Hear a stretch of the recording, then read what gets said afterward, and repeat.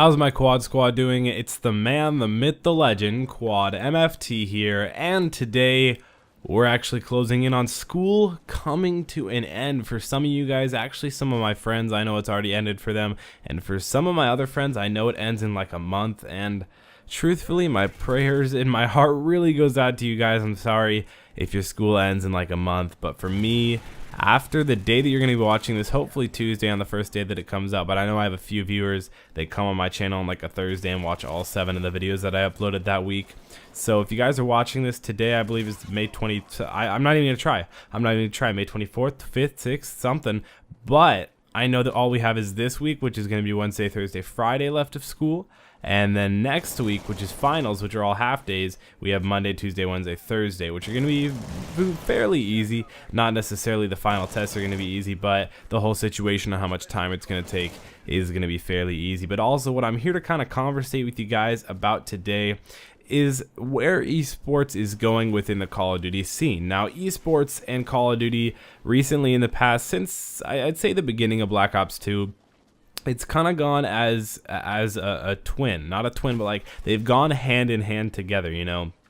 When you think of professional video games, you immediately think of like StarCraft and League of Legends, or at least for the majority of people think about that. For me, or for other people in the deep into the Call of Duty community, they think about professional Call of Duty, you know, MLG, they think about Optic, Envy, TK, they think about all the big teams, and we all know Complexity, also known as apparently EG or Evil Geniuses, with a recent purchase going on in that situation. But I also do think that the fact that, I don't want to say and spoil anything for you guys, but if you didn't know, Call of Duty Major League, like the professional Call of Duty, you know, Optic, TK, Envy, all the other teams that I named, they're actually going to be competing in the Xbox, you know, like the spork, the half foon, half spork, or half foon, half fork, that's a spork. They're going to, no, okay, but they are competing in the X Games. What am I saying? They're going to be competing in the X Games, and it's going to be treated just as if it was another sport, which I do believe it should.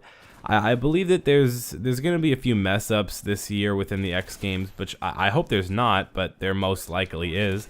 And I think it's going to be a cool situation that the community and overall the world is going to get to learn and realize, or at least America, because I know Korea, China, Japan, I know, I'm just assuming, but I believe that they know and they respect, you know, people who are professional League of Legends players, unlike, you know, people from the United States, and realize, well, and Canada, of course, and the EU, the Europes, and they also, I believe most of the adults there don't really respect professional video game players. It sounds really dumb, but they don't realize how much effort actually goes into it, and how much time you have to grind, and how good you have to get at the game, and all the YouTube videos you have to upload, and how you have to stay active on Twitter, and make sure to do all of that and all of the above, you know, be able to manage that while being one of the best players in the world at a video game that is played by millions. It's a challenge. It's always been something that has kind of been, I don't want to say in near reach of me, because I'm not nearly as good as people like Scumpy or Nadeshot. You know, I guarantee if I played 6 hours a day like them, completely dedicated my life, didn't have school,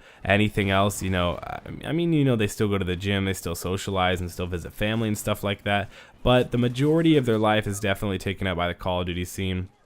If I could be like that, if I could be professional, I guess I kind of could. I know I have the skill for it, and I know I'm also, you know, around that age. I turned 15 in March of 2014. If you guys are watching this like a year ahead, or not a year ahead, if you are watching this a year ahead and you are in the future, please comment down below. Tell me that you guys found a time traveling machine, and tell me where to come and meet up with you, because I would love that. That would be incredible. But either way, guys, I think this is a situation that every person who plays Call of Duty and does YouTube kind of doesn't necessarily want, because, you know, if I wanted it, I would go out and I would do my best to get it. I would try and get known in the pro community, and I would try and, you know, do really well in game battles and win different things, and, you know, try out for little tournaments and stuff like that. But either way, I hope you guys enjoyed. I want to know, comment down below what you guys think about Call of Duty being just like a regular sport in the X Games. I think it's a cool idea. I'm really happy that it's going to be happening. Hope you guys enjoyed. 250 likes would be awesome. I'm 95,000.